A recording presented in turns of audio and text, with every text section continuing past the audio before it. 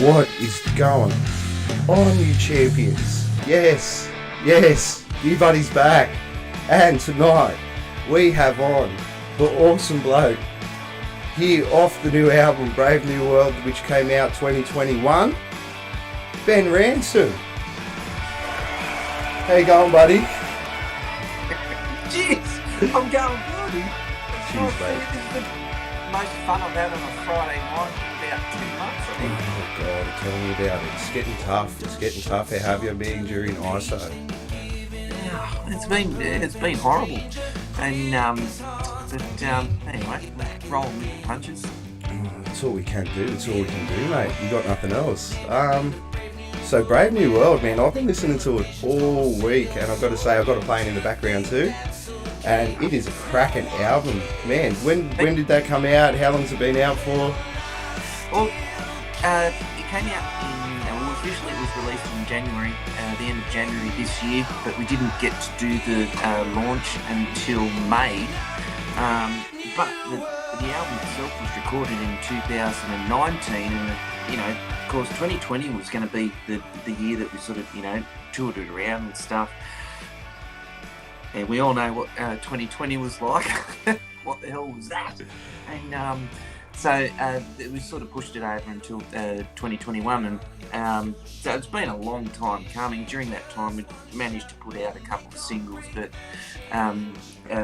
even now, we had the launch in May, the official launch, and we still haven't been able to get out and tour it around, which we're having to do the second half of this year. But so it feels like it's been hanging around just a really long time, mate.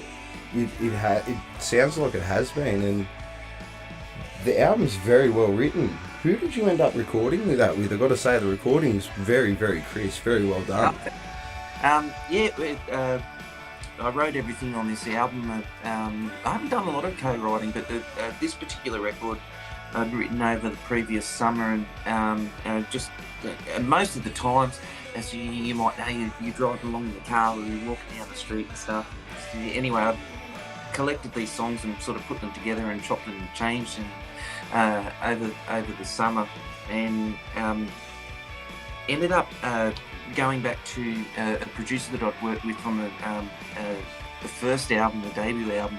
And it's a guy called Matt Fell. Matt Fell is a wonderful producer who's won ARIA awards, golden guitars and stuff. Well, in fact, when I say he's won ARIA awards, his artists have won ARIA awards, and he's won a swag of golden guitars, very well respected. And so we got Matt to head the project again, and it was actually recorded in Nashville. And but it's a funny story for you. I didn't get to go. No. This is the wonders of modern technology. So he goes, okay, I've got this great trip planned. We're going to go and record the record in Nashville. We've got Keith Urban's drummer.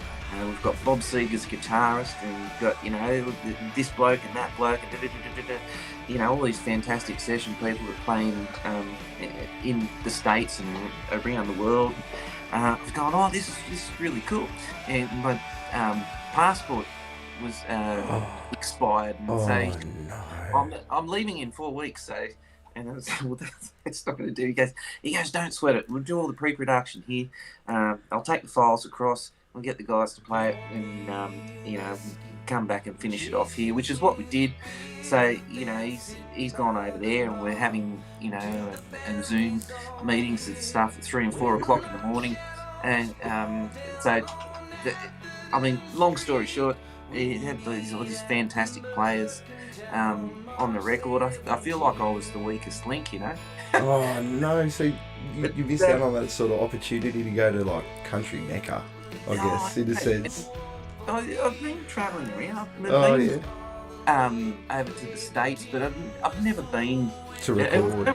Just on holidays, I've never been over to Nashville. Apparently, it's really awesome, and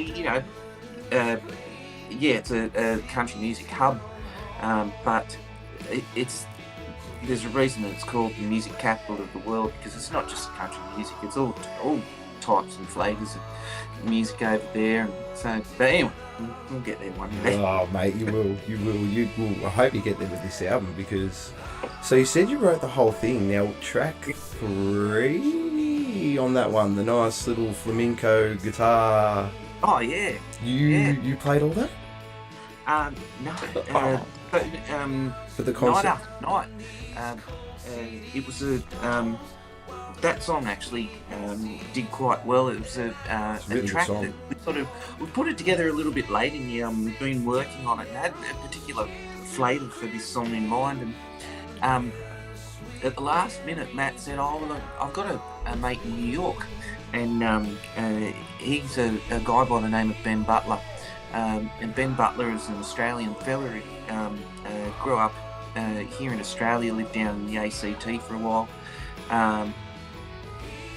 Incredible guitarist, and he's moved over to New York, and he plays with Sting. He's Sting's regular guitarist, and any of the touring bands that would come through New York, he would play with, Stevie Wonder, Bruce Springsteen, the list goes on and on. Just one of those awesome session musos.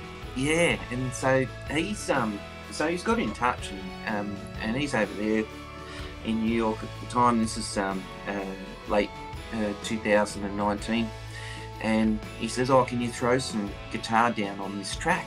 And that's what he's come back with, this beautiful flamenco guitar.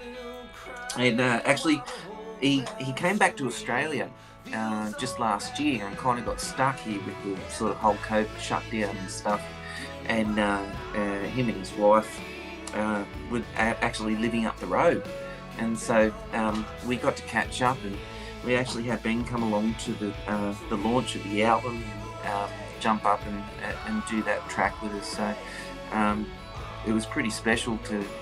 He's an incredibly phenomenal guitarist, and that's having the association with Matt, the producer, and being able to sort of utilise these people is very special. So I feel very lucky to be able to have sort of done that. And look at there it is there.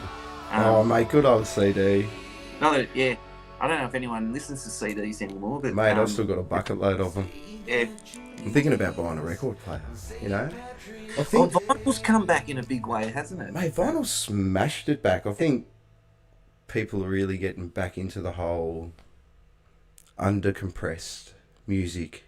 Yeah. How you actually meant to hear it, because when you listen to music now, how many times is it getting compressed? You go get it mastered, you go get it mixed, or you go get it mixed, you go get it mastered, then you go throw it on like Spotify or whatever, and then it goes through another compressor. Yeah. And it's just been compressed so many times before it even hits someone's ears. I think you get the recording, you go to the record, you get it fresh. You get those nice crackles off the record. They're warm. Space, that kind of space. It's funny, I don't know, I'm no audio engineer, but it just seems, a lot of recordings nowadays are just cluttered. Overproduced. Yeah. But anyway, I don't know what I'm talking about. I'm an amateur. Well, mate, that's why you go to them, isn't it? That's why you go to these big boys and go to Nashville and stuff like that, so you can get the best recordings you can possibly get. These guys know what they're doing, and they earn big bucks for it. Man, your videos. Now, I'll have a screen set up. I'm going to go to it. Do you mind if we watch a video and have a little chat about one of the videos you've done for Brave New World? Yeah. That's awesome, sweet. I'm going to ask your permission and get it on camera because they're going to copyright strike me. And we're going to watch, where is it? Raise Some Hell. This is a great song. This is actually the opening track off the album. And it is a very good track.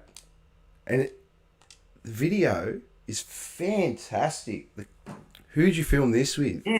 So once again, one of the guys that we have been working with, a guy called Duncan Toombs, who's once again an award-winning videographer. Is that the word? Yeah. Filmographer. Yeah. Videographer. And, he's done. He's I mean, he's won like about 1,000 golden guitars, and he's worked with like a stack of people in the industry, and produces these fantastic clips through his company. It's called the Filmery, based up in Gosford. Oh, man. And, yeah, we've done a few clips. It was funny with video clips because they're very expensive, and in I think in the modern music scene, it's hard to get your return back on video clips. But you all know that everyone needs video clips, and so we've jumped around. We've done a few with this person, a few with this person, this and that. But the work that Duncan's done has been really, really great. So yeah, it was a fun clip to do. Mate, it's beautifully filmed. Like, it's just it's so clean. Like, it's in the screen now, and I've watched it a couple of times today. It's just such a good recording. Like, really good cameras used. You look amazing in it. Who are the boys that you worked with? Are they normal session users that you work with? Yeah, that's right. When so I've got a core group of people that we use when we're travelling around and playing at festivals and stuff. These guys have other jobs as well on the side in terms of other bands that they play with, and so if I can't get such and such, we'll use such and such. But I've got a core group of a couple of guitarists and drummers and bass players that we use regularly, and they're all fantastic, and they're just really, really solid players. Well, we didn't film this at Acer Arena, if anyone was curious. Mate, it looks like it. That's how good the recording is. Like, it just looks so good. But it is all real footage. It is real footage from the concert, but that particular, the shots that we used that wasn't us on stage. We had a bit of, giving away something here. I don't know if I was supposed to, but anyway, it was a lot of fun doing that. And that song, we people might recognise the hook from that song, a 1969 classic from a band called Steam. No, hey, hey. Yeah. And we got permission from the publishers in the US to use that. That was actually going to be my next question. We were sort of dabbling around with sampling. I've played with samples before, and we sort of, a lot of that sort of mixing, and you see it a lot in pop. Yeah. And we thought, we'll just try something different, a bit of fun. There's no deep meaning about this song. It's as shallow as a puddle, I think. It's just. Well, mate, you wrote a shallow anthem. It's a cracking song. It's a good anthem. Yeah. Throw some hell, especially in this time. Yeah. Oh. Mate, so that so you said that was an actual concert you guys played at, the Cutaways. Oh, the concert itself is it's all actual original footage shot by Duncan and the team, and we actually did the stage shot in a studio. Yeah. Oh, mate. Yeah. I'm just watching it. It looks so. I just can't get over how good. Because I think I've been in one video clip that we paid for when I was doing the music stuff, and this is like some real 4K, real nice stuff. The lighting in it's amazing. They've done a really, really good job on it. It's funny, I always look at it and it's like listening to yourself when you hear yourself being played back on either an answering machine or something. You go, do I really sound like that? Do I really look like that? I've got about 12 chins and this big gut and stuff, and anyway. It inspires you to go on a diet. That's why you just never watch it back. Cheers to that, mate. Actually, show everyone what you're drinking. I'm back on the Silver Bullets, which good old Resh's Pilsner. Right, same here. I grabbed a couple today. It's in fact, I'm part of the Australian Resh's Pilsner Appreciation Society, and it's funny. I thoroughly enjoy having a beer. So, and the beer buddy, I think what a fantastic concept. Well, I love beer, and I love being people's buddies. Yes, well, I mean, it's one of the world's oldest known beverages. They used to drink this in ancient Egypt, Oh, did and they? yeah, Maybe you're the beer buddy. I went travelling. So I lived overseas, right, and went, travelling around the place. And one of the best pieces of advice that I got is that, when you go overseas and you drink the water and stuff, you can get bugs and sort of get dodgy belly and stuff. So the one piece of travel advice that I got that sticks with me through today is drink beer, because like straight away, if you open a beer and it smells funny or tastes funny, you know straight away that it's sort of contaminated in some way, whereas you can't do that with water. No bugs will grow in beer, and if they do, you know straight away that it's tainted in some way. So if you're traveling around and you want to have a drink and know that what you're drinking is going to be not going to give you a dodgy belly, drink beer, because if it's a beer that is a safe beer, it will taste completely normal, and drink away. Oh, mate, that is the best. That is some sound advice. I like that. See, beer could save your life. You never know about it. See, could stop you from getting deli belly. Yeah. Ben, Vicky Fullerton has said hello, Benny. Oh, hey, Vic. That's the thing. In the it's funny that the country music industry here in Australia, I know we fall within the country genre. It's a very broad umbrella from one end of the spectrum to the other is very different. Everything from sort of traditional and bluegrass through here to light rock over here, and everything in between.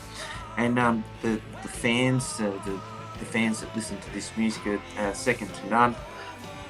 Fiercely loyal, and it's a real pleasure to have people like Vicky, drop a line and say hello, because they do that all the time, and you never know who's watching. So, cheers, Vic. Oh, that's awesome. It's so good to hear that. But that's music, isn't it? It's just it's a community-based thing. Yeah, and the thing is that the fans are the people that I think you do it for. And Gene Simmons said this, I was a big Kiss fan, that the most important thing to those guys is the fans. And if the fans aren't there, then there's no point in you being there. You can't go in doing what you're doing, just wanting to be famous or get X amount of likes or that. I mean, you gotta do what you do for the fans, and so yeah. No, mate, that's dead right, because at the end of the day, as an artist, you're trying to get through to people. And if you get through to one, or you get through to five, or I think I've said this every stream now, if you get through to 5, 100, 150,000, then you've done your job as an artist. You just might not earn as much money as what another artist does. Yeah, that's why I've still got a day job. Oh, mate, what? I know what you do, but tell the stream, what do you do, mate? If you'd like to talk about it, that is. Oh yeah, no problem. So before I went overseas, so Mum and Dad, they were never very supportive of me being in the music industry or having a career in music. I always was interested in music, but they said, no, you've got to go to uni and get a real job, get a haircut, get a real job. And so I did. I went to university. I started in an audio engineering course, but dropped out of that, went to university, final round offers. I missed out on everything I wanted to do. I like science-based things, and so I got into health science and did my Bachelor of Nursing, worked in the hospitals and got into anaesthetics, and to this day I still keep my finger in it, work casually doing anaesthetic nursing at various hospitals around the place. You never know who you're going to run into, and I've run a few people. Give me good stuff, you never know what you're going to find out from them. Yes, so I still do that. It's really interesting, I love science-based stuff. And a big fan of biology and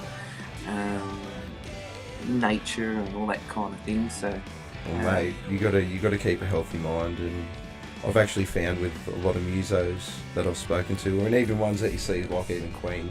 I'm going to use Queen as an example. They're all very smart individuals, and I think you have to have that to want to step up your music game. Hold on a second, Brett Bamford. Has said. Well, he was in the video. He was the handsome. Oh, there you go. There you go. We got two of his on tonight. If he made all the rest of us look ugly. That's how good looking Brett Bamford is on the bass. Oh, there you go, the pretty boy. He says, if the silver bullets don't make you crook, the water in India won't hurt you. Mate, I'm going to say, this is the first time I've ever had one of these bad boys, and they're not bad. I think I've got the thrills for the pills. The thrills for the pills. I've been waiting to use that joke. Have I got time to run and get another? You mate, go. I don't mind. We'll cut some ugly, mate. Ben's going to go to your beer. How you going, everyone? Mind my spot. Well, I've got you all here. Take the time to like, subscribe, and do all that cool stuff. It always helps out the channel and lets me know that you're enjoying the stuff.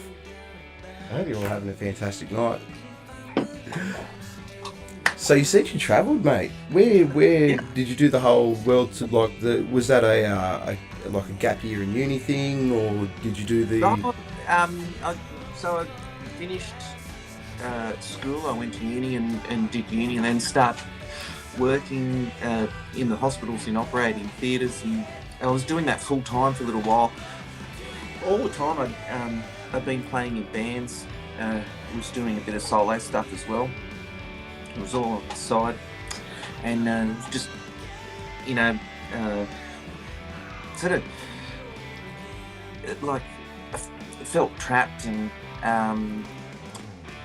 felt like I needed to sort of get out and see the world. And a few friends had suggested going to London and England,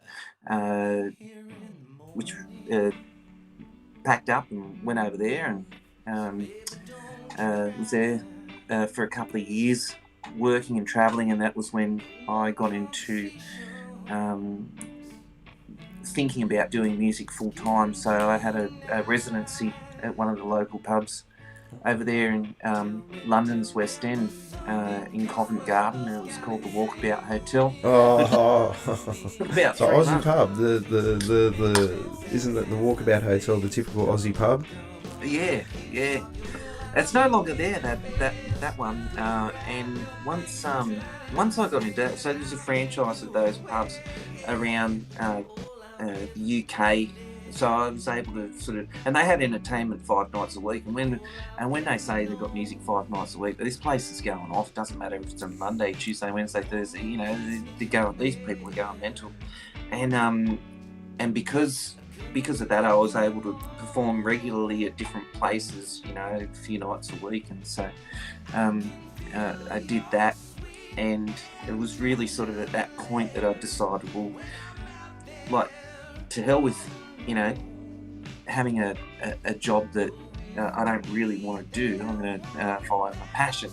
And that was when I sort of came back to Australia and started looking at trying to get into the music scene here full time. It's a cutthroat industry you picked. Tricky. It is tricky. Yeah.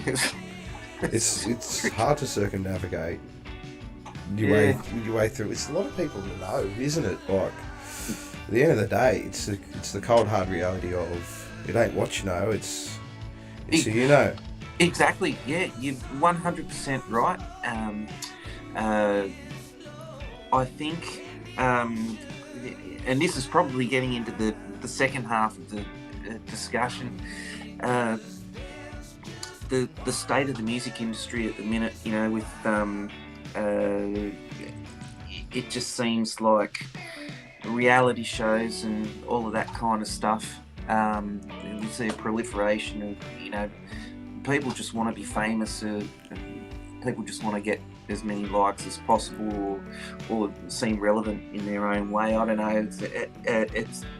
It's become about just wanting to be famous as opposed to trying to make great music. I don't know. So I probably shouldn't get into that whole discussion. But, do it, man, because at the end of the day, you've said literally what every single person I've had on this stream has said. You, like, to a T. Every single person that I've had on for the past 4 weeks has said the exact same thing. Everyone's just trying to do that quick, easy bang, just get that one song out there.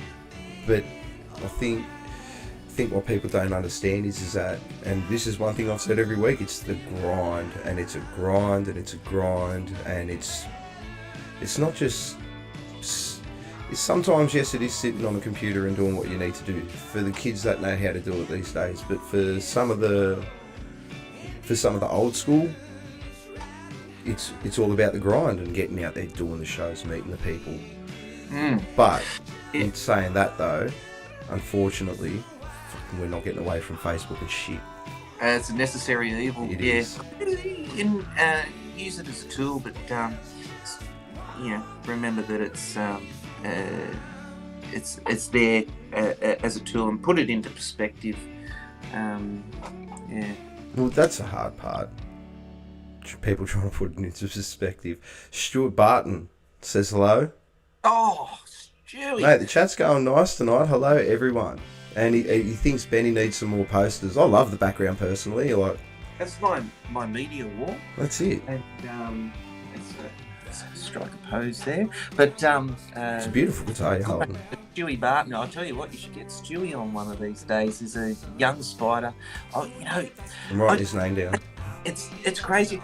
I wish that if there was one thing, I wish I'd started earlier on this journey, And I look at people like Stewie. He's this incredible artist, naturally gifted, beautiful looking, got long, luscious locks, and specimen. Great songwriter, beautiful voice, and he's just turned 18, and he's talented as anything, right?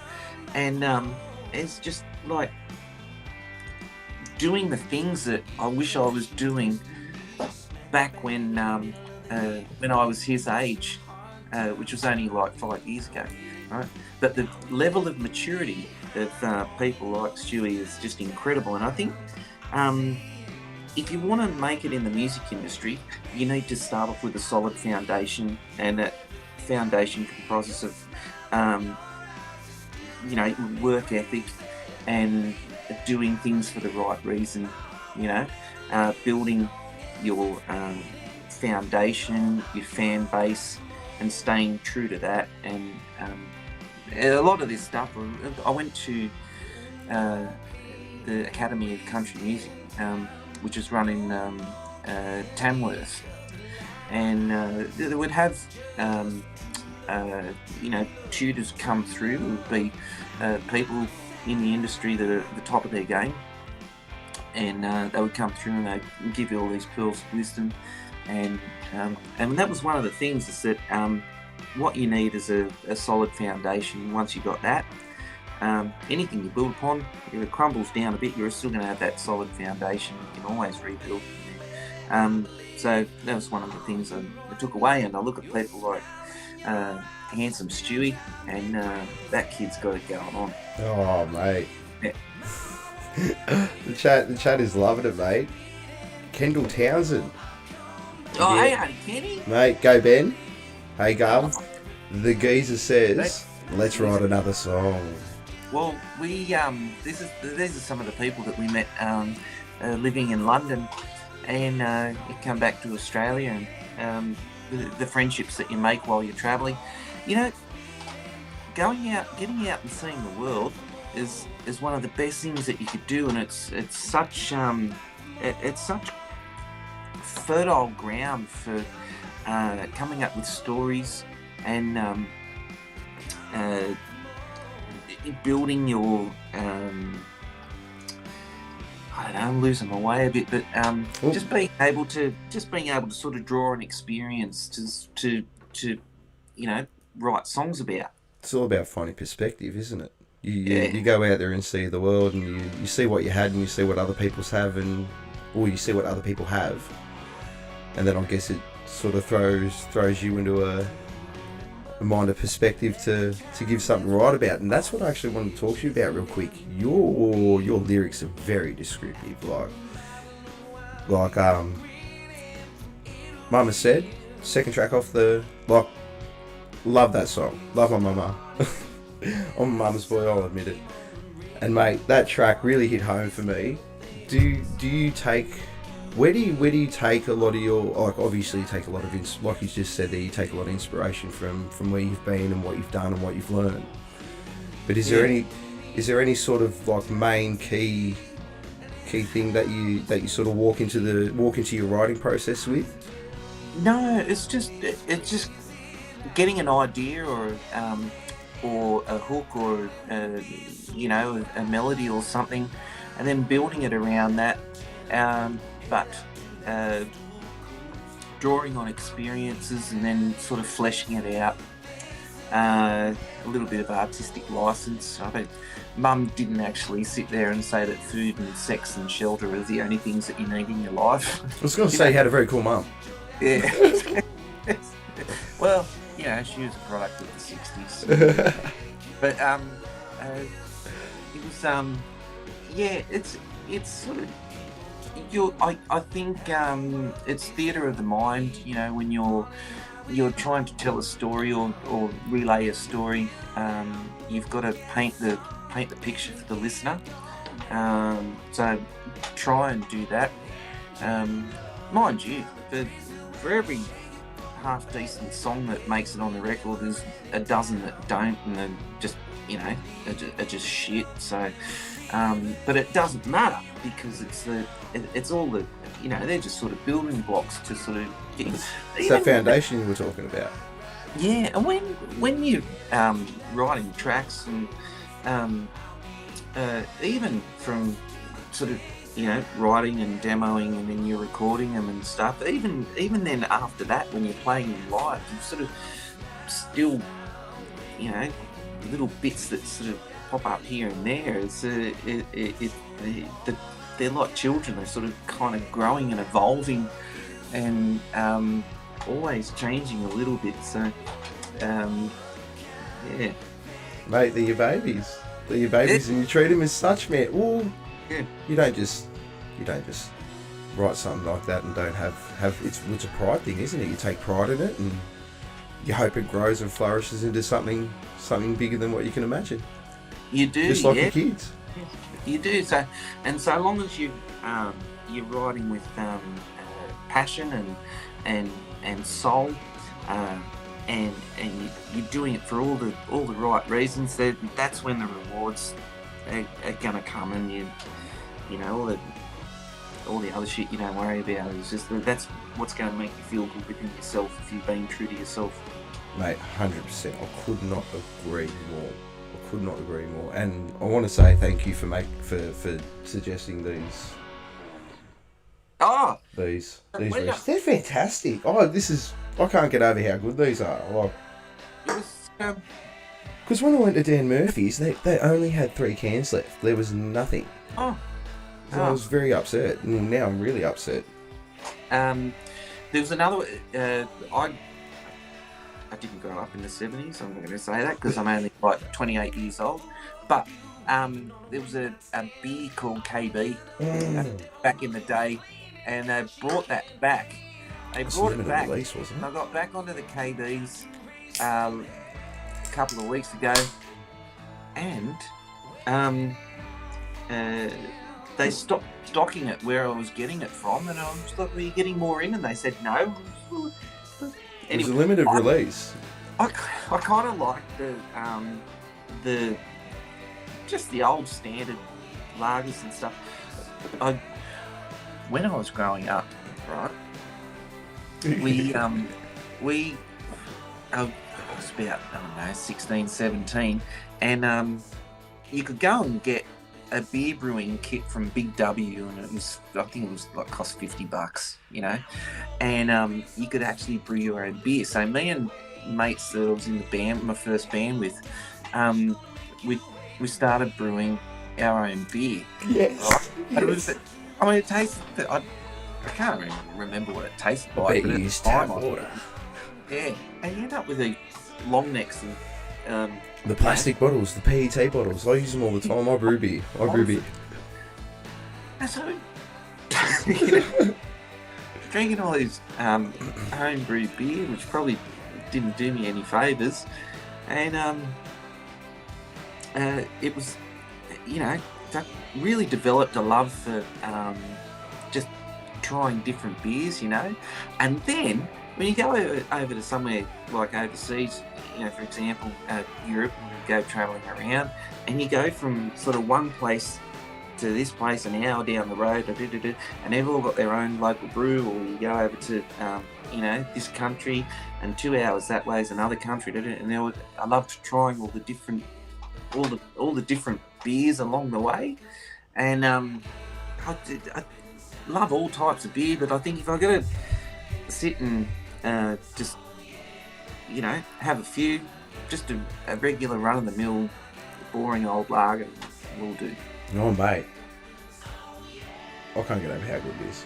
I'm shocked. I was talking to the guys at work, and I'm like, oh, because I told them, like, you know, I was doing the interview with you and stuff, and I go, oh, he says he drink these Riche's Pilsners, and they all just went, they brought them back out. Oh, I can't believe it, they're back out. I'm like, what? I've never heard of this. Like, I'm a beer buddy. I should know these things. And mate, I was a little bit worried, but I think I found. I'm going to do I'm not going to have one to do a review on tomorrow, but I'm going to do a review on it. Yeah. I'm going to, and I'm going to read you some of this chat that's going off. All right, where were we? That's right.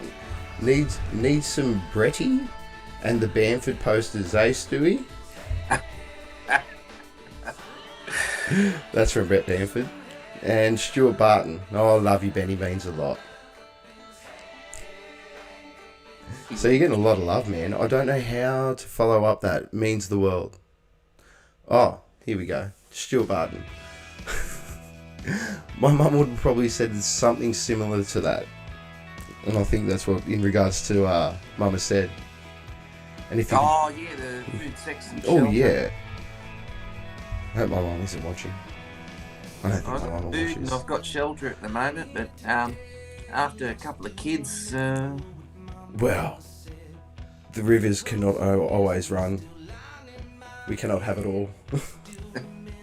Oh, you gotta be happy with the roof and the food.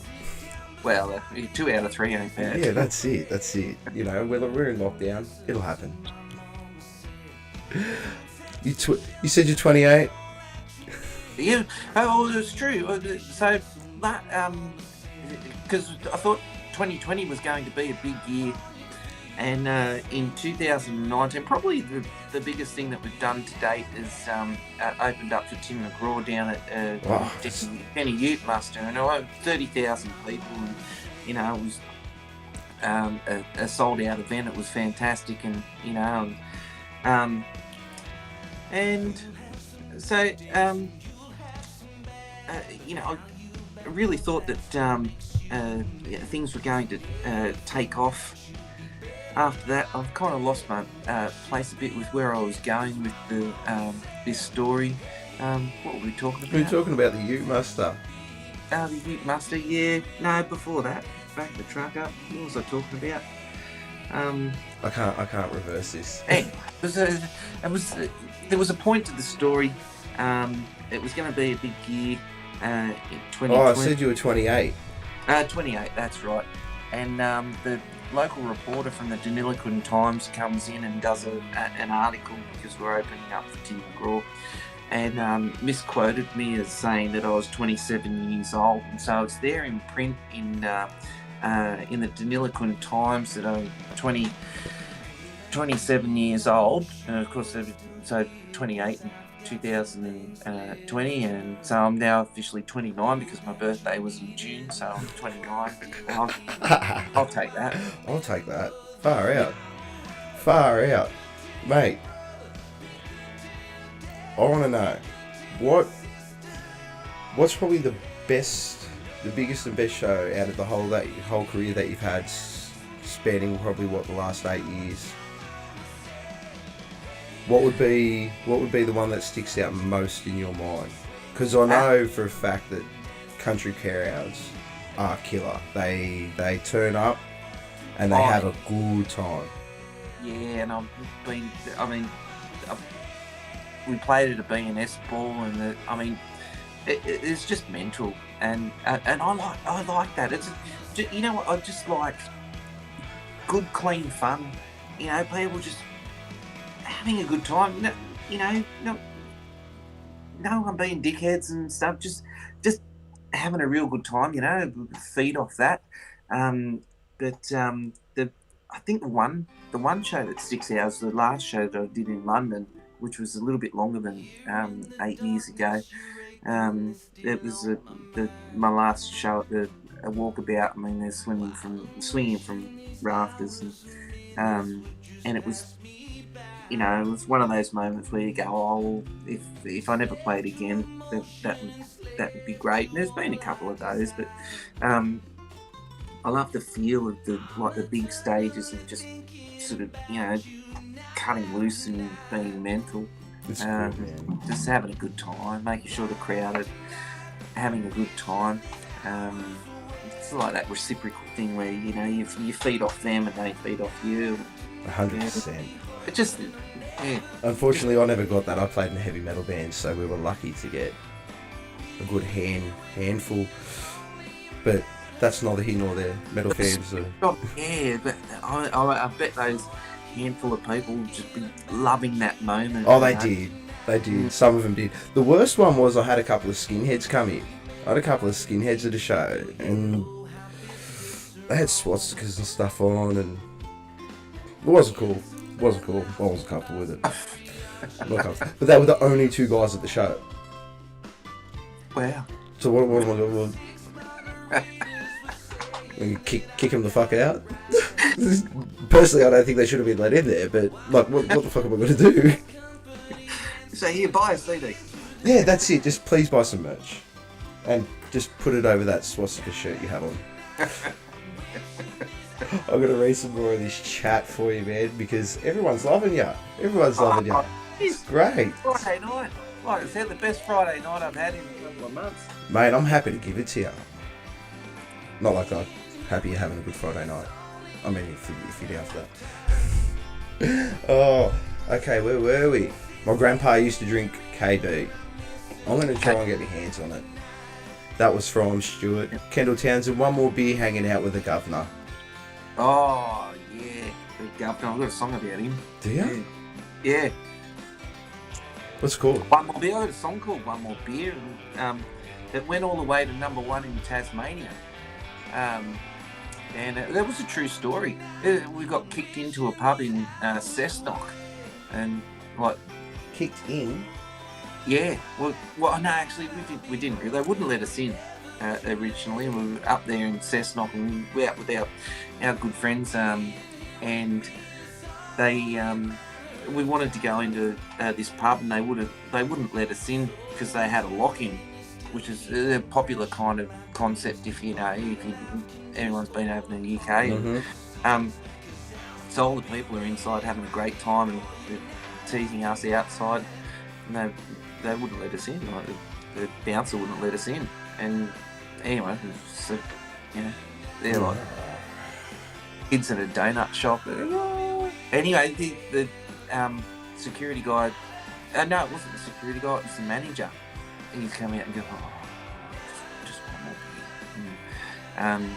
So we got in and we wrote a song about it and went to #1 in Tasmania. I love that shit. I love hearing about that. I love hearing those stories, those real life events that turn into pure music gold and end up coming out and you get #1 in Tassie. How good's that? Well, they get to vote twice down there, so. Oh, don't say that about your Tassie fans. Sorry. We love Tasmania. We love Tasmania. Tasmania's awesome. I want to go there. I've never been. You ever played a show in Tassie? Yes, I have. It was Derwent River Music Festival about 5 years ago. And Tasmania is a beautiful place. And it's incredible. It's got wilderness. There's even desert there. There's No. a desert. You're not just talking like a city with no people in it. Like, No. Oh, there was a ghost town that was up for sale as well. You could have bought a whole town. We drove up. There's a place, a paddock pub in a paddock that was called in the middle of nowhere, and you could buy a beer and sit and have a beer with Priscilla the pig, and so you buy the pig's beer and. Wonderful food. The people are wonderful. Great bands come out of Tassie as well. It's a great place to visit. The food is amazing. Yeah, it reminded me a lot of New Zealand. New Zealand's great as well. Oh. See, the one thing I've taken away from that story is you got to have a beer with a pig. Yeah, Priscilla, you should see, she weighs about 500 kilos. And you have to buy the pig a beer. Yeah, you buy the pig a beer. So I think the pub has got a win-win situation because the beer is gone in 2 seconds. The pigs drink like there's a great picture of it. Priscilla, pub in a paddock, it's called in Tasmania. We're going to Tasmania just for that. You buy the pig a beer and you have a beer with the pig in the pub in the paddock in the middle of nowhere. I can't even tell you where it is because it was literally in the middle of nowhere. There was I'm nothing. going to find it. Yeah. I'm going to find it. I'm finding it. That's what I want. I'm telling Lauren that's what I want. I want to go to Tassie. As soon as we're out of lockdown, we're going to Tassie, babe. We're going to go have fucking beer with pig. Well, I don't think we'll be getting into Queensland anytime soon, so it looks like Tassie will be the destination. Don't say that. I've got to try and get to Queensland next year. Oh. I want to be at a festival up there. I was about to say, well, you can have beers with plenty of pigs up there. Oh man, come on. I'm joking, Queensland. I'm joking, Queensland. I mean, their PM's a bit of their members are a bit of a knob, but we're not here to talk politics. Otherwise, yeah. That's just, this is something I'll touch. I'm a bit strong on politics, so I'm not going to touch that. I'll upset too many people. Oh. What do you think about this whole new generation of recording? So you said you had your friend who was it Brett Bamford? Yep. Yeah. So he's what, 18? You said. Was that him? Oh, no, who was... His partner's 18 and young up and coming kid from down in Canberra. Yeah. Brett was a good looking bass player. So what do you think about this whole new, I guess, way of recording and stuff like that? Because I mean, I have no idea about it. When I was doing the whole music side of thing, we used to have to spend a lot of money on people recording our stuff and stuff like that. What are your thoughts? Like, yeah. I look at there was a documentary on the other night about the Beatles, and it was really interesting. And as an example, they would write non-stop. Basically, they'd be writing, and they'd be performing their songs as well, and working out the arrangements and everything that sort of goes along with it. And when they were going to the recording studio to record it, they would be, doing it from, way to go, and everything was in place, kind of thing. And nowadays, we're very lucky with modern technology that, you can sort of just do bits and pieces at a time and sort of throw it all together. Everything is auto-tuned, and then you've got all these bells and whistles at your disposal. So I don't know. I think that the kids coming up nowadays are very lucky because they've got all these modern things at their disposal, and they've got social media as a way to promote themselves and build their fan base, etc. But I think the one thing that is lacking is that songwriting, the craft of songwriting. No, I feel what you're saying there. Yeah, I guess it's in the sense that where they're just spitting them out like random, like they're just sort of coming out of them like it's just like a gumball machine. Yeah. In a sense, and there's no real time and that whole process of I guess starting it off and then stopping it and maybe not going back to it for a while, or whereas now it's like once you start it, you got to sort of finish it and try and get it out as quick as you can for Facebook, or you got to try and get it quick. You know what I mean? There's no, I guess there's thought put into it. Like there's no love. Yeah, it feels a bit shallow and sort of getting out, selling a product, and it could be a generational thing where I look back and go, well, the songs nowadays are not like those classic songs that we've heard in the past. I don't know. It could be because those songs are just so sort of ingrained in your memory or whatever, and it's the soundtrack to your childhood or your youth or whatever point in time that you've heard that particular song. But I don't know. I just think that modern music has lost that. I don't know, specialness. Yeah. I don't know. Maybe I'm just getting old. No, I somewhat agree with you. Old 29-year-old. No.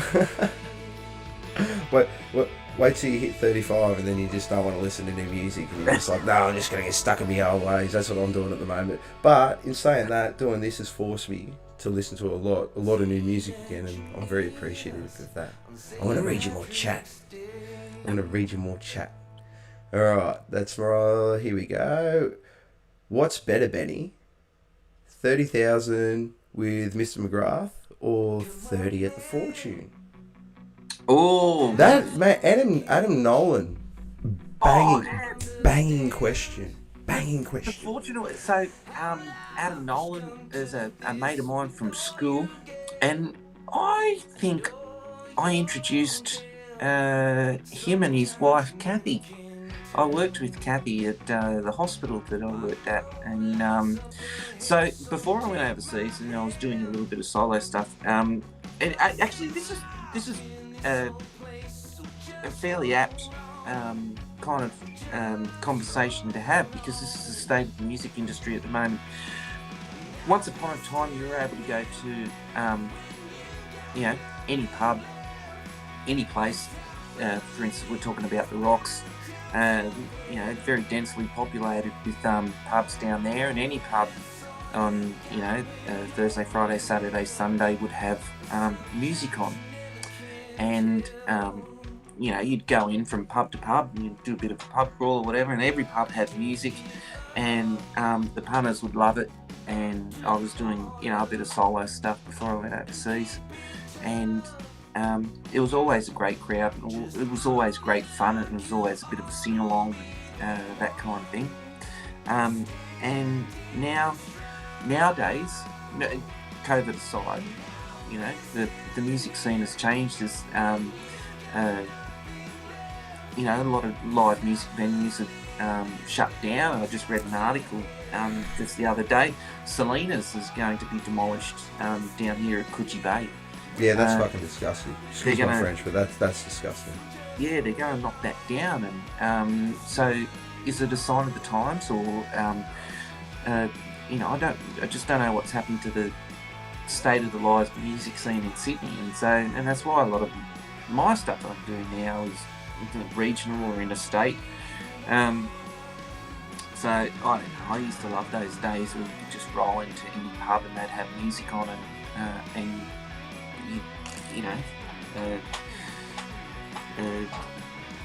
kind of could get into it, but yeah. Anyway, remember how I said I had fairly strong political views? Yeah, that's fucking one of them. All right, now I'm going to get into it. the state of the music scene in Sydney is fucked because of our inept government and the new zoning laws that they have put in place in order to line their dirty fucking filthy pockets. As far as I'm concerned, if you move next to a pub that has live music, that was your fucking choice. Maybe you should have gone and had a look at the pub on the Friday or Saturday night instead of going there on a fucking Monday in the middle of the day and going, oh, it's nice and quiet here. Because it's unrealistic and it's bullshit. The nightlife in Sydney was single-handedly crushed by our government and it was fucked. As soon as those lockout laws came in, we were done for. We were done for. DJs took over. As far as bands and stuff went, it was so hard. It was so hard for bands, like especially me being in a heavy metal band. I'm going on around here because I've had a couple of drinks, but hey, it's my show. but yeah, like I couldn't agree with you more in saying that what you're saying is right. I remember when I was 18 and going into the city, you could walk down the street and you just stood out the front of the place and listened, and it was like, I'm not going in there, I didn't like the music. And you just walk down the street and find out what you wanted to listen to and go, okay, this band sounds alright, I want to listen to this tonight, go and have a couple of beers. And now, especially with COVID, and then you talk about that pub in Coogee being closed, well, what's going to happen next? What's going to happen now that it's been so quiet for so long and pubs open back up again? And live music has to try and open back up again. Is everyone going to complain and they're going to shut it all down? Is live music dead? What do you reckon?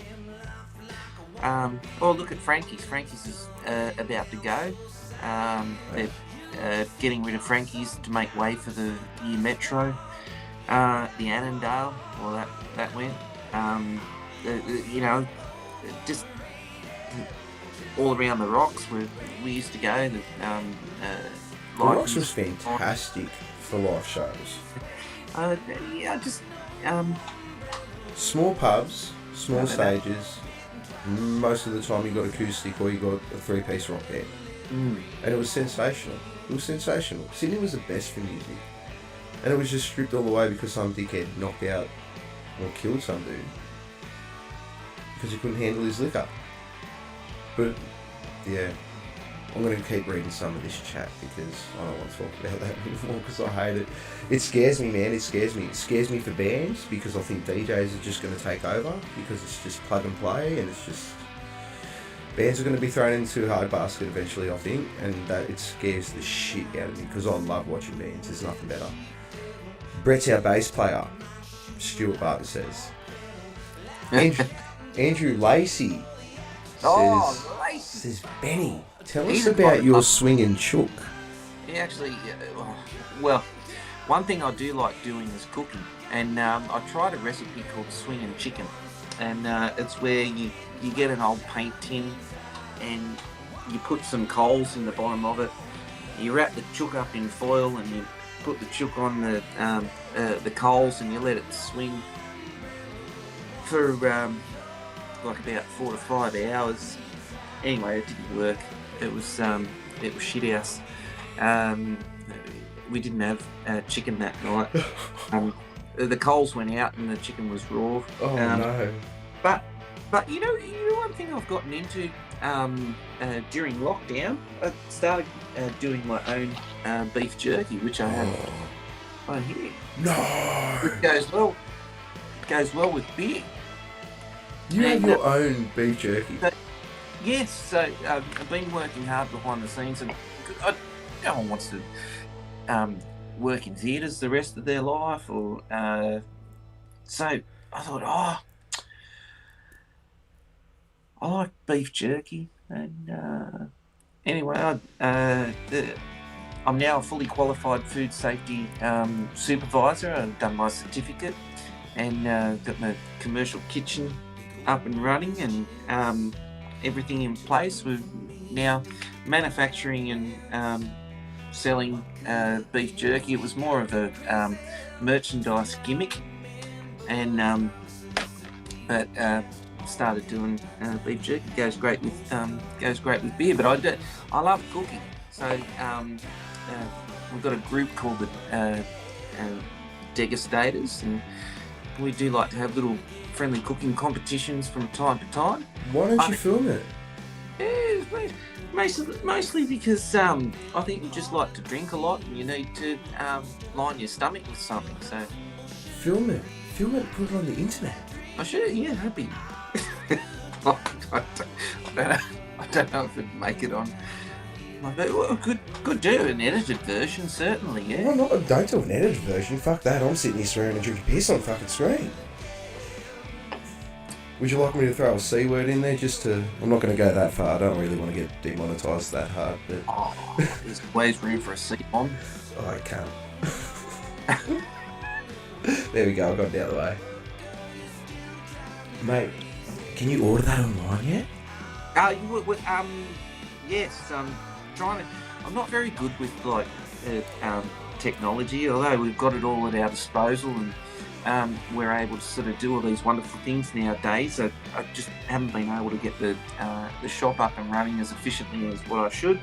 But we do have 4 flavours. You can inbox me and I want to do a review. Send it out to you. And this is original, but we've got hot and spicy and chili and garlic and You need a 5th one called the Bum Burner.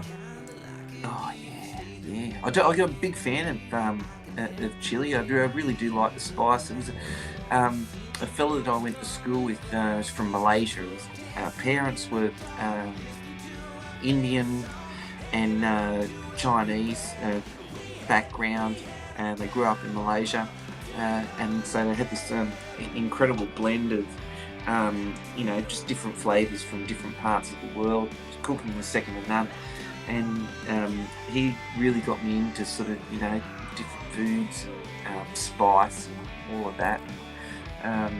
It just I just love to eat and drink and have a good time. Mate, you've just that is my philosophy to fucking life. That is what I'm going to tell my kids as they're growing up. Just eat, drink, and have a good time, and you can't go wrong. Life can't get that much. As long as you can do that, life can't really get that much worse. Yes. Oh, and I know this is off topic. But nothing's off topic. I've seen the babies, and you guys make very, very good-looking little babies. Oh, thank you. Absolutely beautiful kids. So, how old's Ivy now? She must be. She's a teenager, and she's killing my life. Yeah. Oh my god. And old Poppy Cole, he was so like chuffed because I worked with Cole down there at the surgery, and he's very, very proud granddaddy. Mate, he's a good granddaddy. Yeah. He's a good granddaddy at that. Mate, I've got to keep reading this chat because they're hammering through and I'm going to miss stuff. Loving your work, Benny. How do we get our hands on a Ransom Jerky t-shirt? We love the merch. Oh. Hey, I can do that, mate. And this is the gut that COVID built. Mate, that's the gut. That's the gut that founded the jerky. I used to look like Matthew McConaughey, and now I look like Donald Trump.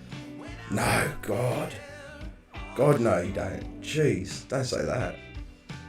Yeah. You must have only been 8 or 10 years old then, Adam Nolan. Oh yeah. Well, you start early. Yeah. Oh, Stuart Barton, I wish I had more live music in pub. Would much rather go out with mates and watch live music. So would I. Yeah. It's ACT is doing very well on the live music scene, and a group called Country Rocks that I'm associated with. Fantastic touring company and being incredibly supportive. So I should definitely give Country Rocks a plug. Mick and Paul and Coxie, the team from this group, have started something, and exactly like what you were saying about the lack of support from government and otherwise. These guys have just created their sort of stuff that we're just going to do our own thing. We're going to create our own thing, and they've done it, and they're putting on a concert series and putting touring bands coming through, all off the skin of their own back kind of thing. They're not making money from it. These guys are just doing it because they love the music scene and they just want to promote it. And so, big things happening, and they're going from strength to strength. So I take my hat off to those kind of people. Mate, that's really good. It's really good to hear that there's still some people out there that are willing to put some faith in the musicians and the live music scene still, because, yeah, you like I said before, if you have a look at current trends, it feels like it's a dying art, but then when you look at, I guess it's just, maybe I'm just being bleak. I don't know. I don't want it to. There's always hope that music will never go away. No. And there's always hope that, I don't know that the good old days may be gone, but there might be just this little club in the middle of nowhere kind of thing that keeps that little... There'll always be that purist. And it may kick off again at some point in the future and be fantastic. Mate, I'm going to tell you a funny story about a band I spoke to last week, and it's going to blow your mind. What I'm going to tell you, it's going to literally blow your mind. The Deggers want to know what you're cooking for Father's Day, Benny. Oh, I don't know. He's not meant to be cooking anything. I'll cook on Father's Day. I love cooking. My wife, Renee, who we call Bobby, and she said, "What do you want for Father's Day?" I said, "The same thing I didn't get last year." So, I don't know. It's going to be wet weather. I love the wet weather. With the last blast of winter coming through, so it might be a roasty, toasty, crackle dackle kind of week. A bit of pork, Who knows? Who knows? Anything. Stuart Barton says, "I'd much rather watch a DJ.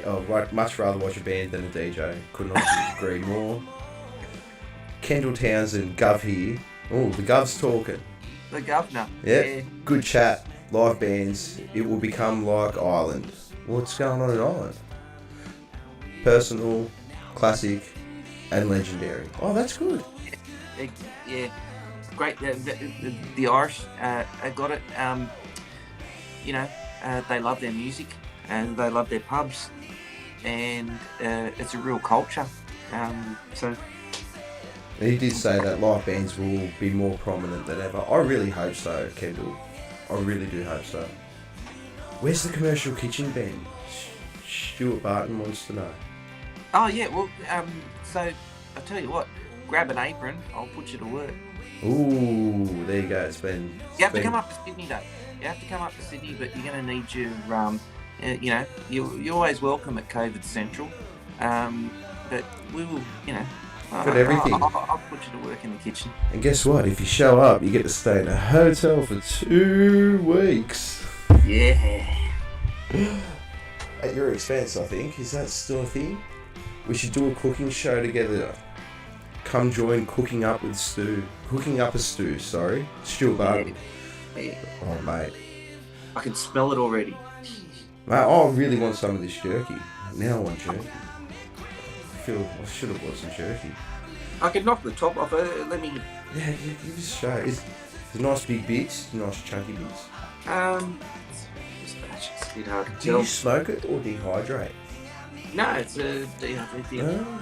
Oh, you didn't see it. Oh, look at that. That looks sensational. Yeah. And,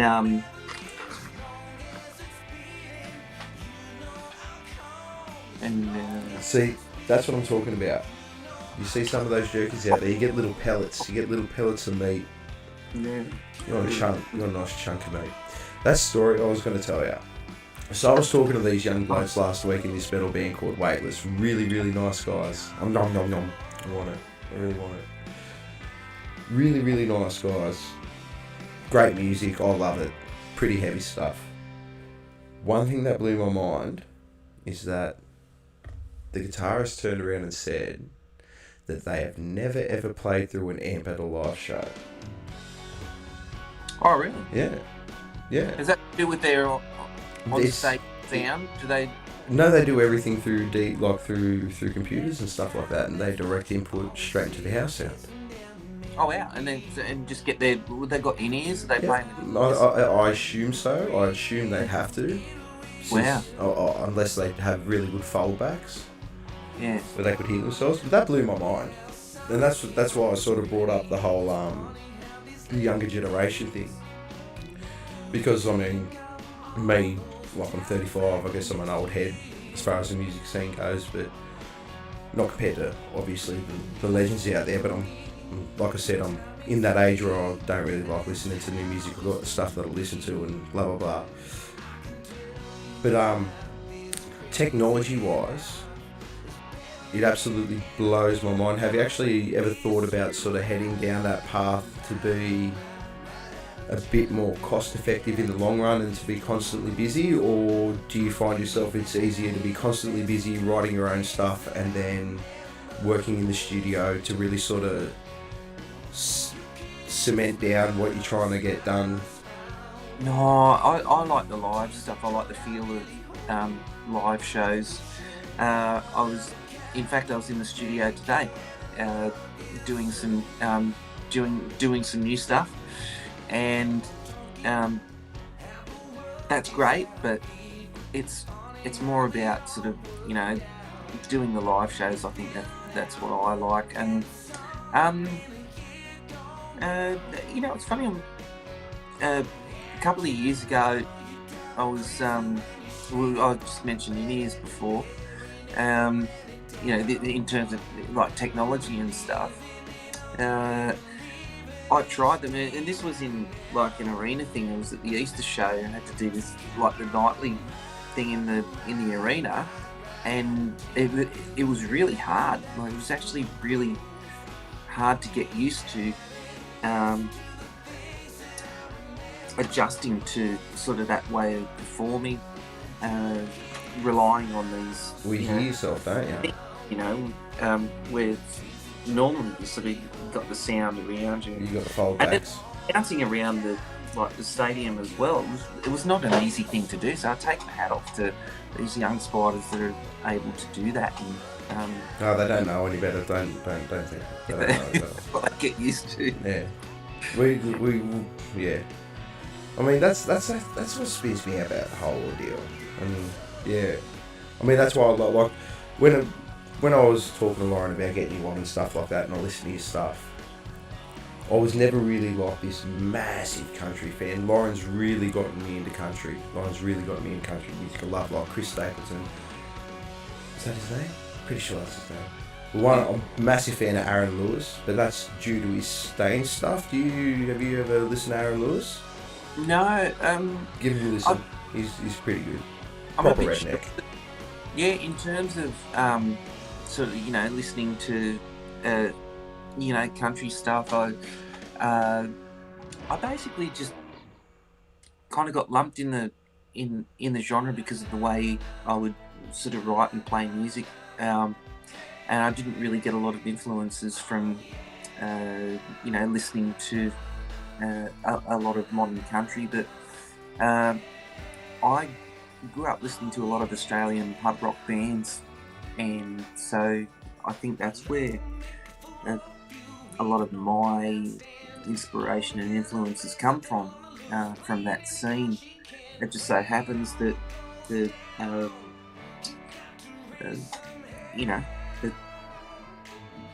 goals have changed somewhat in terms of what is considered country music, so we just fall within that now. Mate, yeah. Because I was going to say, when I was listening to the album, you don't have that normal country twang, if that makes sense. Does that make sense? And I actually found I'm like, this doesn't really sort of, I don't want to say you don't sound like country, because it does have a lot of country elements to it, and they're good. I love the fiddle and all that stuff that you can hear playing in the background and stuff like that, but you really sit it good, like good Aussie pub rock. Yeah. That was what I sort of put you in as far as I was concerned, which is why I think I enjoyed it so much, because I could just see myself sitting there on a nice Saturday afternoon, walking into a pub on a Saturday, ready to sink a couple of beers and have a good hoedown. Yeah. No, it's funny because it is a lot of cliches that exist within the, in that genre, and like I said, it's everything from this style through to that style. So, who knows what country music is? I don't even know. That's good. That's good. Like it's such a broad genre that it could be whatever you want it to be. Just all depends on, I guess, who you listen to at the time. Yeah. Alrighty, more chat. Here we go. Give us a live song, Benny. Andrew Lacey. Oh, yeah. Of course I can. You got a guitar? Yeah. Oh, jeez, Louise. I wasn't expecting that. Yeah. Hold on. Just whoa. I'll stop that. I'll mute me because you don't want to hear me. Oh, Thanks, Ben.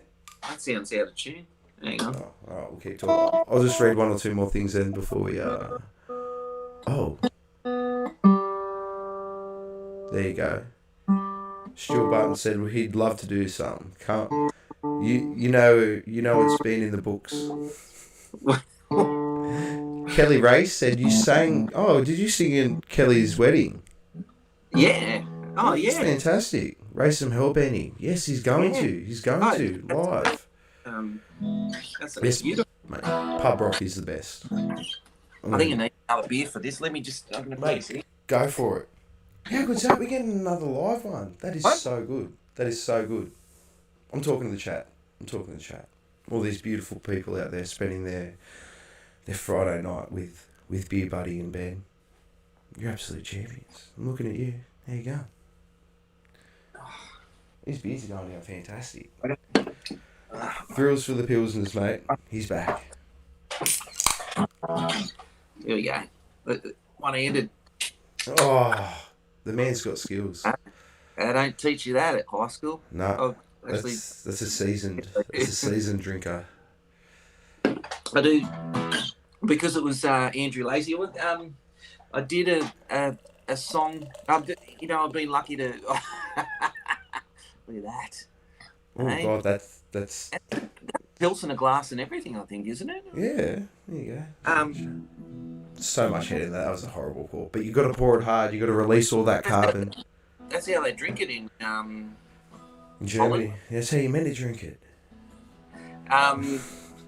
This is for the Laceys. I was lucky enough to record with a lady called Sharon O'Neill. She was big in the 80s. And this is a song that she wrote, and we did it on the 101 album. And it's a song made famous by Dragon called Young. Take it away, Ben. Broken cars and old guitars, I'm waiting here for the time to pass. And time takes its toll, and took it fast. Secret meetings at the river's bend, and simple days when I called you friend. There came a time we went in separate ways. Those were our young years, and our wings were drying in the sun. Now the winter out our window feels so cold.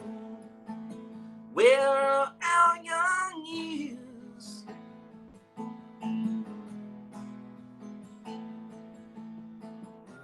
Everything seemed better days. Boats in which we sailed away lie all rusted on rocky ground.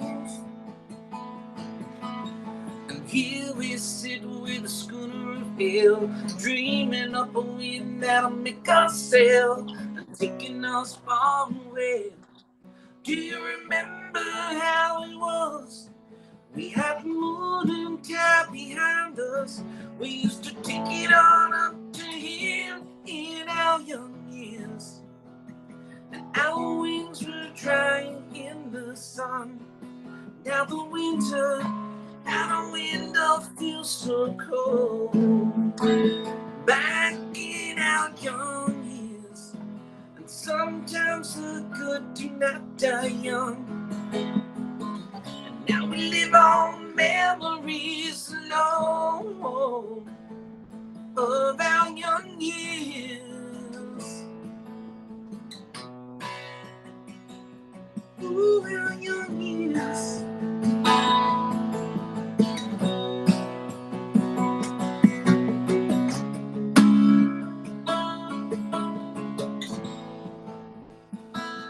As if we had the moon and the town behind us, we could still sail so far away.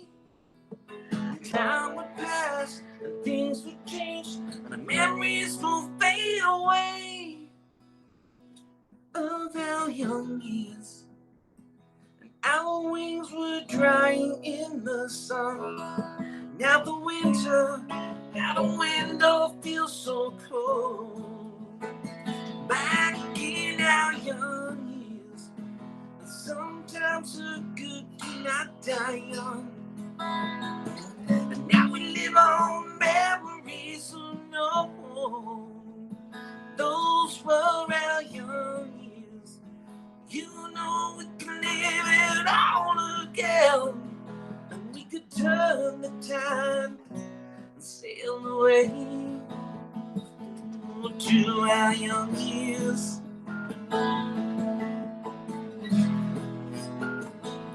Ooh, our young years.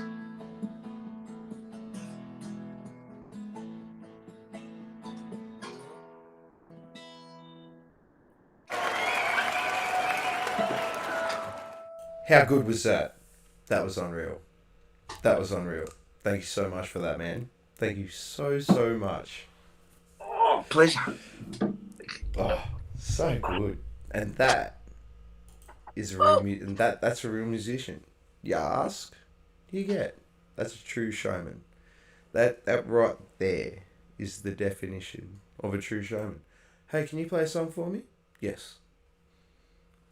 No, that's it. Got the guitar there. Smash it out. Absolutely unreal. That was really good. Thank you so much for doing that. Oh, man, thank you. Oh, this is so good. We're going to have a quick break because my teeth are swimming. I shouldn't have started drinking at 12. I had my first beer at midday and then I found out I had to work. But that's okay. You got to work. You got to get up in 3 hours. That's alright. That's for future beer buddy to worry about. At the moment, this beer buddy doesn't care. That's Kyle's problem tomorrow. Alright. Let's have a quick 2-minute break. And yeah, we'll come back and we'll keep talking. See you soon, people.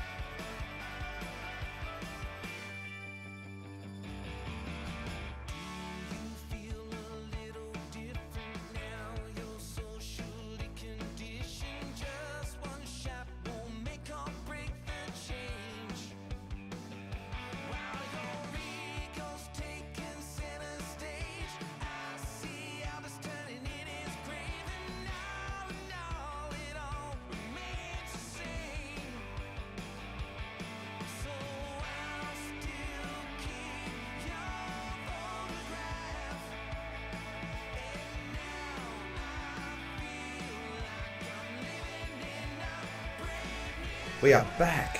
That's right, we're back. Thank you for being so patient. Hello. Alright, Ben.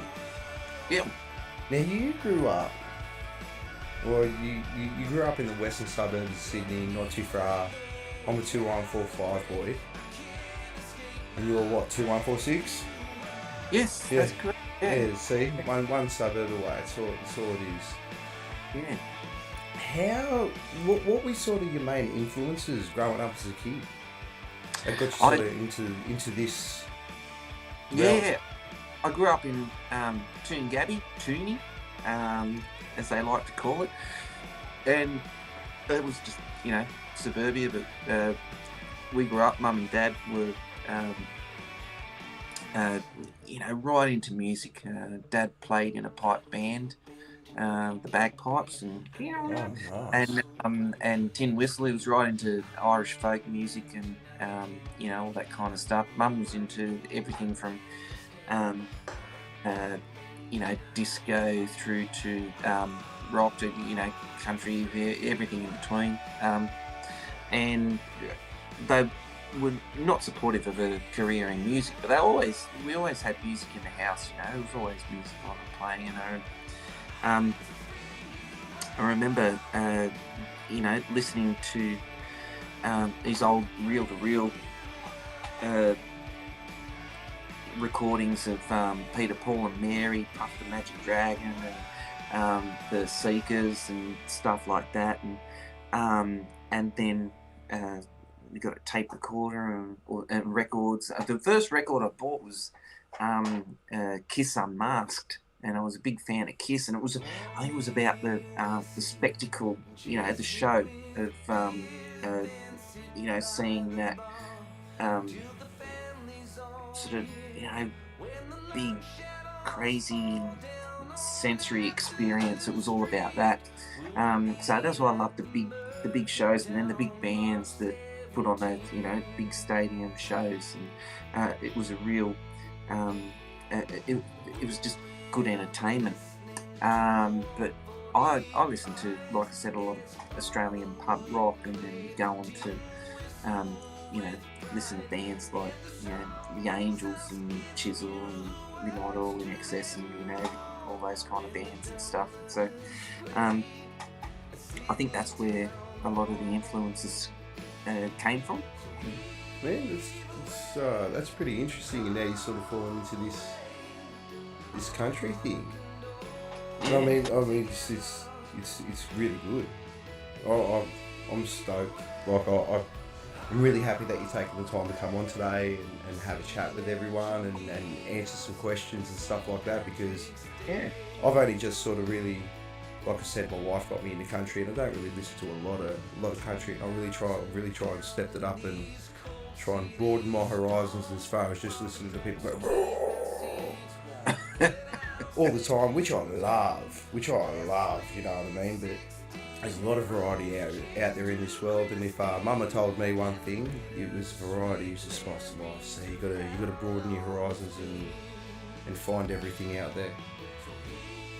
And one takeaway that I've taken from the album is that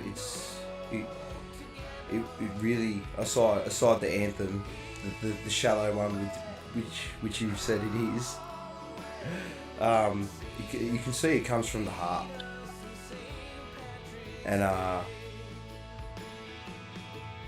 where was I going with this? You can really see that what you write comes from the heart. And do you ever find that you ever get writer's block, or do you ever hit any real sort of tough points where you get stuck, like I just did? Yeah. In between finishing the record, like after finishing the record, the new album, the Brave New World album, and now like today I was in the studio today. It was the first of a few songs that I've just been working on only really over the past couple of months. So for that whole period of time, went through a bit of a dry spell, and I don't know. I think one of the challenges. I had this conversation actually with someone a couple of months ago. We were talking about music. He was a producer, and they said, well, it's like using a muscle. You've got to you got to exercise it. You got to it's just like using a muscle. And I know a lot of the writers in Nashville are like that. Diane Warren, who would rent a room and just sort of sit there at a keyboard. And she wrote, if I could turn back time, Oh. as an example Mm. of one of the songs, the big hits that she wrote. I would sit there and just every day, just write songs, just churn out songs and so. But see, I don't write my songs like that. It has to be. It's always something that is triggered, and it has to be something that is meaningful. I'm sure I could write a song that is made up and whatever, but then it doesn't really mean anything. We don't want to play it then, do you? Yeah, so it's always the stuff I write is always it comes from something. So I might not be as prolific as what those professional songwriters are like, but I know the song. Once I've finished a song, I'll go, oh, okay, that's the song. Yeah. I don't, it's like what did Willie Nelson say? Was it Willie Nelson?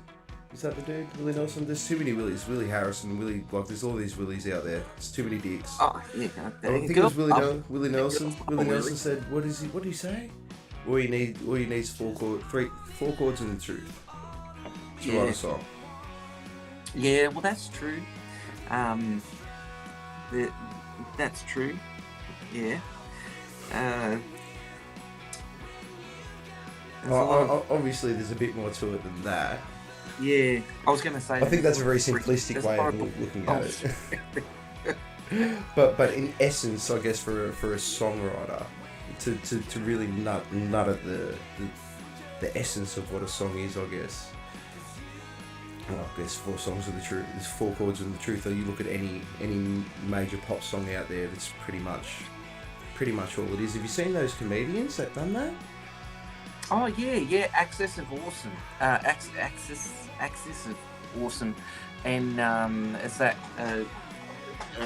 classic progression that you can,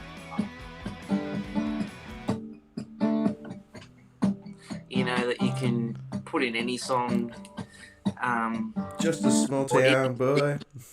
Yeah, any song, any key, and it's just that same progression. Anyway, it's easy to write a song like that. I think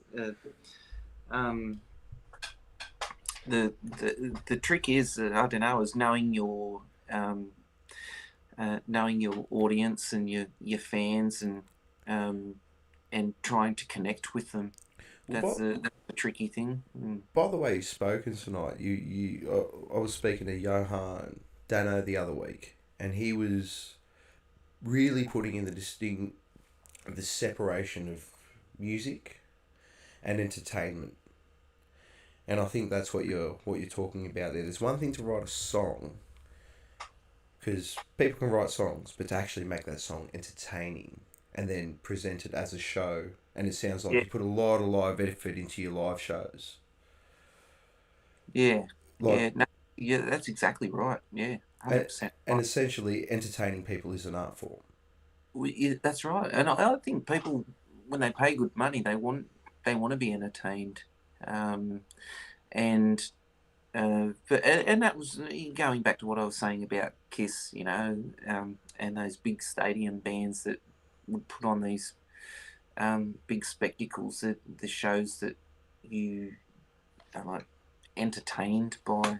But that's just me. Not everyone likes that kind of thing. Well, no, everyone does. Otherwise, they wouldn't be selling out stadiums. No, and but isn't it great that just in music in general, that there's that much variety that there's something for everyone. Yeah. Doesn't matter if you hate 99% of it.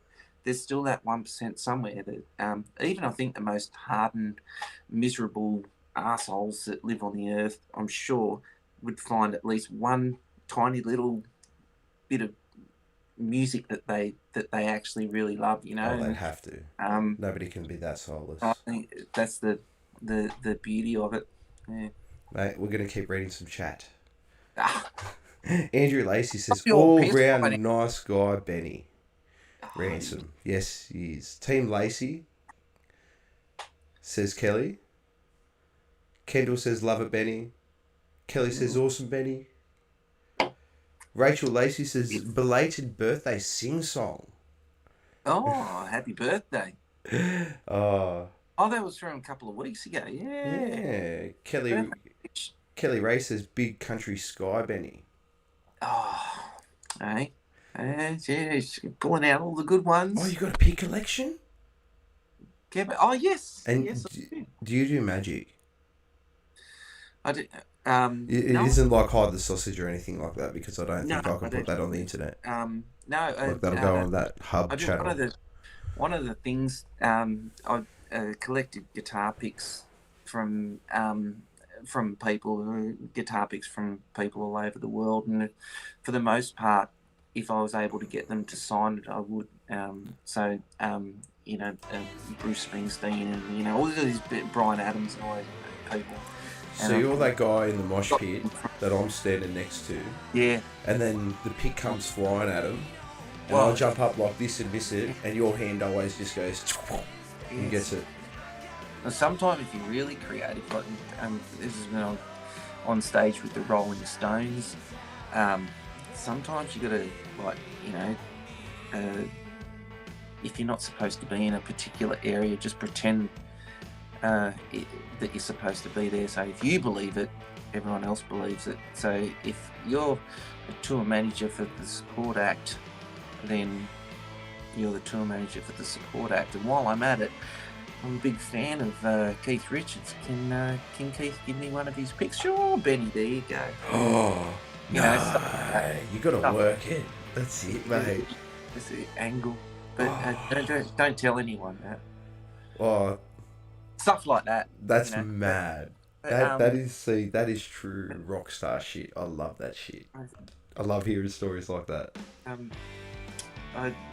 Yeah, I don't know. I find, it tells a story.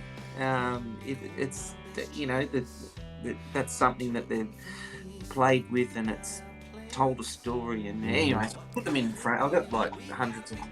Mate, that's awesome. Yes. And like I find, like I've caught one pick in my whole life, but I think my most prized possession, and I don't know why I can't remember the name of the moment, but you know the Deftones? Yeah. I've got the drummer's drumstick. Ooh.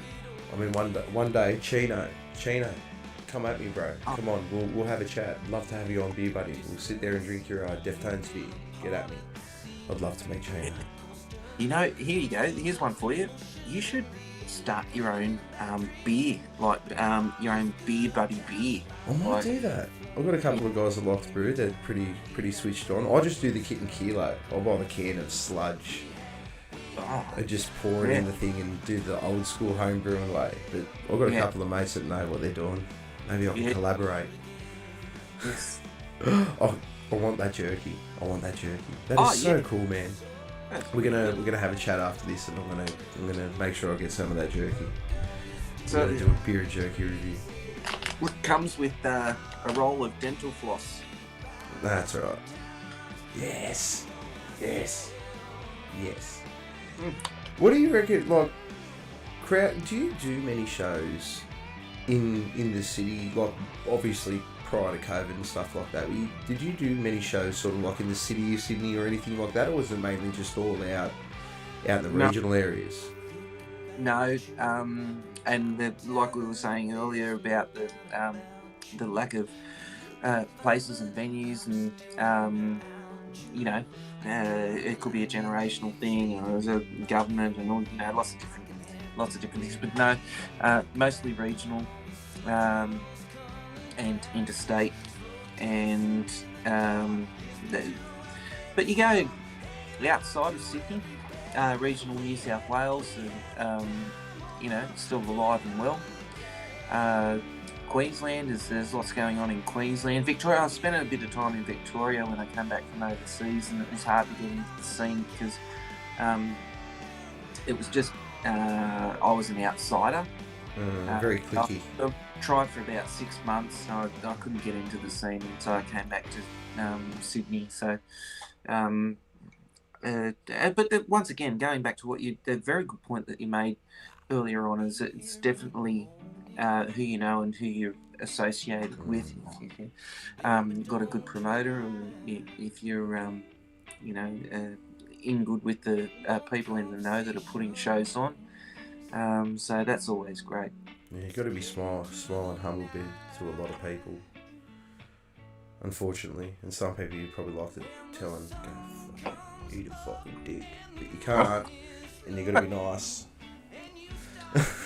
Well, that always helps. Yeah, well, yeah. At the end of the day, you try and get a show. Yeah. Do you do magic, Ben?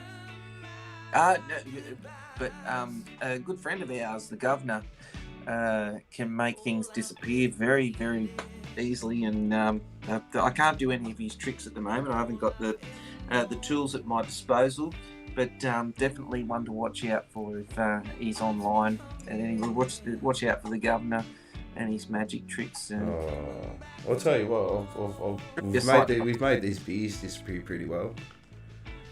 Going down the tree. I'm really, really upset I didn't know about these earlier.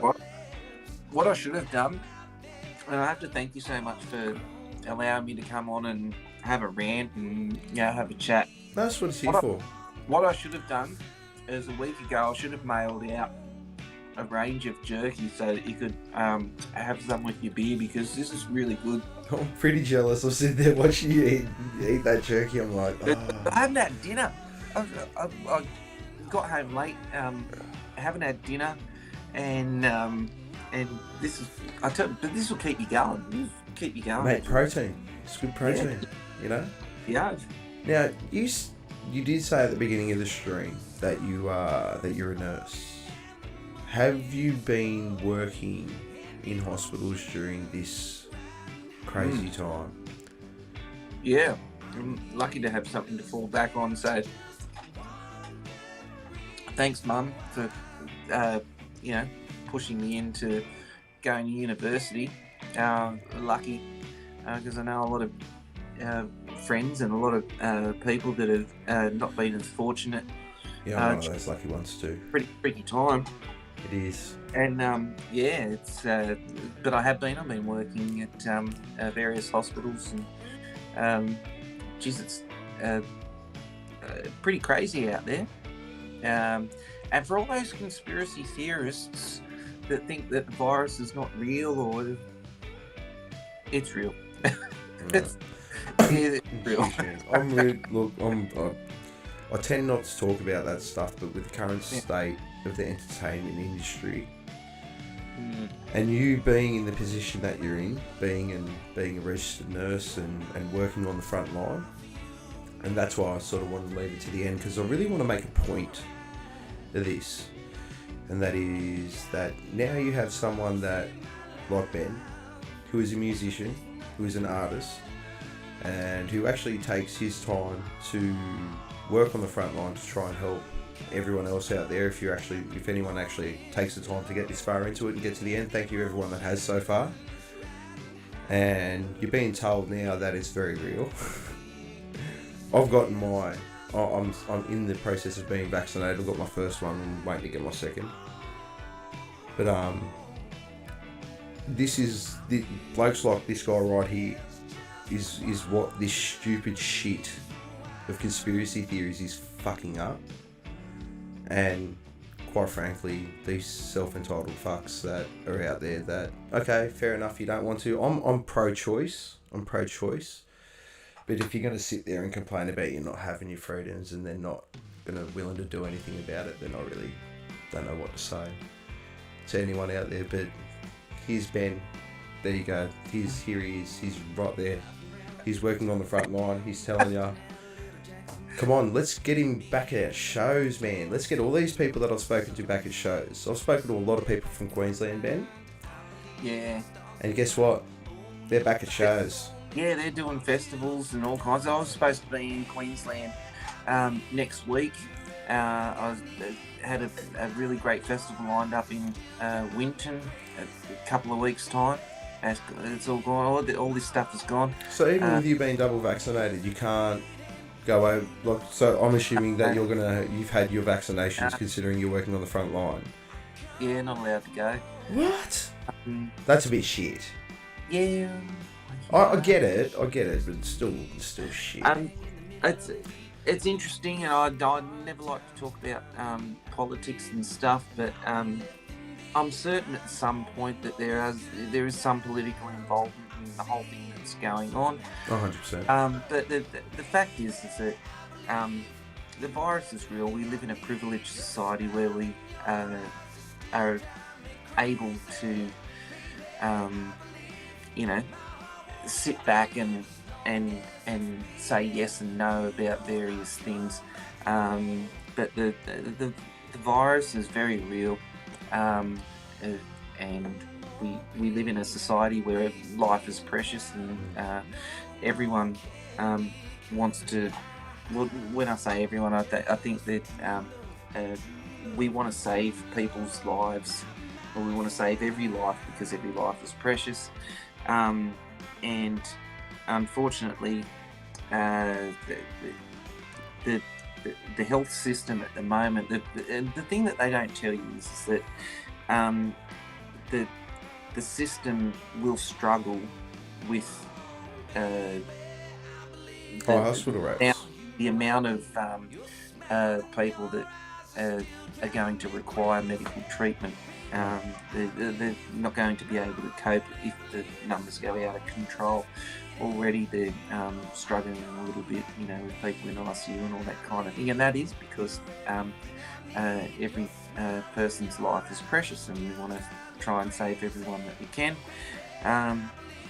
The way that they see that we can get out of this is through vaccinations. There's a certain group of people in the community that are anti-vaxxers and don't agree with that. That's fine, It's all about choice, and that's why we live in a democratic society. And this virus can affect people at the extreme or people at the non-extreme. We're all sort of on the bell curve, and you may fall here, you may fall there, but we don't know. We're going to try and cover everyone. I'm waffling, but anyway, it's not my thing. I didn't really want to get into. No, neither did I. But I brought it up for a reason, and I think it's because is that people need to understand this. For you, you're lucky. Your parent. You get to watch COVID happen. Yeah, real lucky. I don't have to homeschool. Yeah, well that. But it's some people's livelihoods, and and something as simple as a pub being closed, you don't think about the implication that has further on down the lines, and now it goes further when you think about now brewers not being able to sell their beer. It goes down further now. If brewers aren't making beer, then farmers aren't selling grain, and it's such a slippery slope. And I don't think people in the city, us city folks, only think about it on the ground level, and we don't think about it the fifth, sixth, seventh, or eighth hand that it rolls through. Yeah, and yeah. Right. The whole ripple effect, it goes through the whole industry. Like I said, I'm lucky. I get to go to work. I can still get money coming in. And I mean, look at the people that can't go to work in the industries that are being destroyed because of everything that's going on. So I don't know the answer, but I think it's just going to have to be everyone get to 70 or 80%, and then it's just going to have to be free run. Yeah. Eventually vaccination numbers are going to stop. But that's not what we're here to talk about. We'll stop. We'll stop before we get too far into it. Because then we'll turn into a political show. We're here to talk about music. And in which case, Andrew Lacey has asked for one more song, Benny. Oh. Call it an encore. What do you want? Oh, what do you want, Andrew? And thank you so much for watching. Thank you, everyone, for sticking around. It's nearly been 2 hours, and I'm having a great night. Okay, let's do a beer drinking song. Let's do one more beer. The true story. About the governor. All right, here we go. This is the Diggers. Kyle, I just got to say thanks, mate. It's been an absolute pleasure. The last time that we caught up was at Sydney Tower a couple of years ago.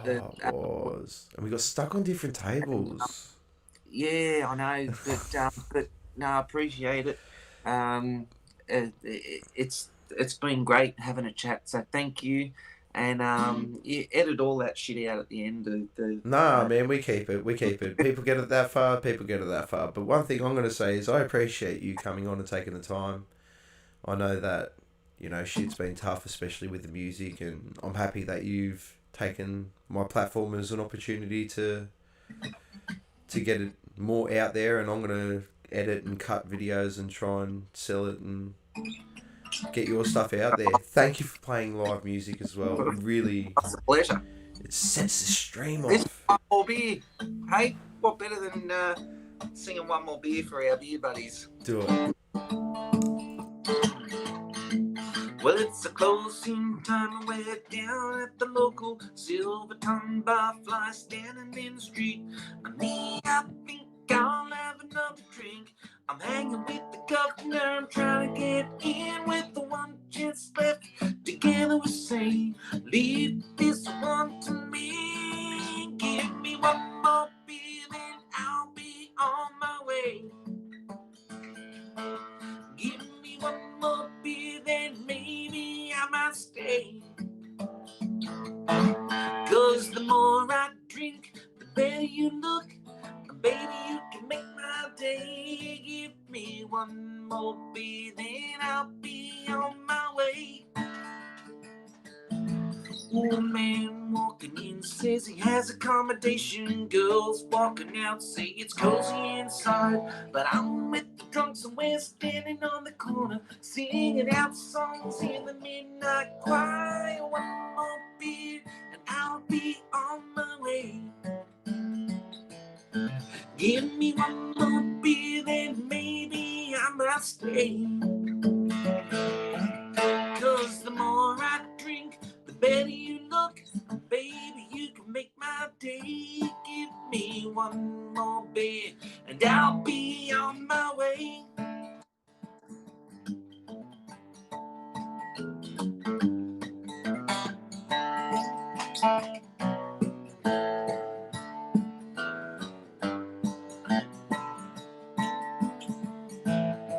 With one chance left, together we'll say, leave this one to me. Give me one more beer, and I'll be on my way.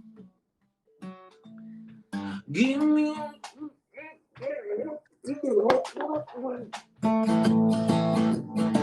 Give me one more beer, then I'll be on my way. 'Cause the more I drink, the better you look, and baby, you can make my day. And give me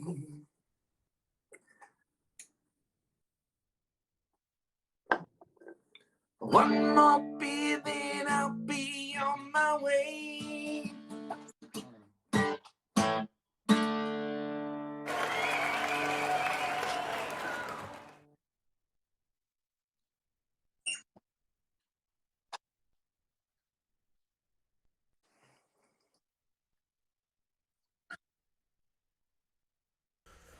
Thank you all so much. How good was that? That was an awesome stream. Ben, thank Good you. night. Mate. Thank you. Good night. Mate, thank you, Wisconsin. All right, y'all. Thank you so much for enjoying the chat. Thank you so much, Ben. thank you all. We will be back next week with Buddy Dingo. So that's going to be an interesting one. He's a good friend. Take it easy. Enjoy the weekend. Drink lots. Eat slots. Eat slots. Did I just say that? Eat slots. Of course you can. Yeah, you can eat slots once you can go back and play the slot machines. What's a slot machine? That's so shit. That's old school. Alright, guys. Take it easy. I love you all. Like, subscribe, do all that cool shit. And we'll catch you all later. Beer Buddy out.